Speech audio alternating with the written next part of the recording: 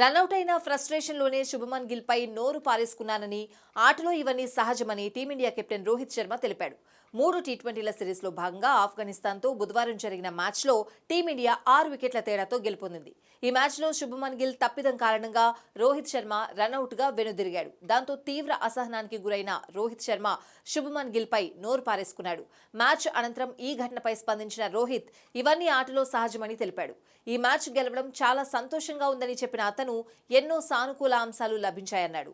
Run out అవ్వడం ఆటలో సహజం. రనౌట్ అయినప్పుడు అసహనానికి గురవ్వడం కూడా సర్వసాధారణం. ఆ ఫ్రస్ట్రేషన్లో వచ్చిన మాటలు మాత్రమే, ఉద్దేశపూర్వకంగా అన్నవి కాదు.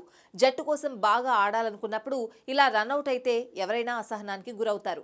ముఖ్యంగా పరిస్థితులన్నీ మనకు ప్రతికూలంగా మారినప్పుడు ఇలా జరిగితే కోపం వస్తుంది.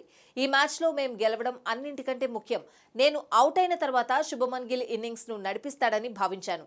దురదృష్టవశాత్తు అతను తన జోరును కొనసాగించలేకపోయాడు. ఇక్కడి వాతావరణం చాలా చల్లగా ఉంది. క్యాచ్ పట్టినప్పుడు వేలికి గాయమైంది. ప్రస్తుతం బాగానే ఉంది. ఈ మ్యాచ్లో మాకు అనేక సానుకూల అంశాలు లభించాయి అని రోహిత్ శర్మ చెప్పుకొచ్చాడు.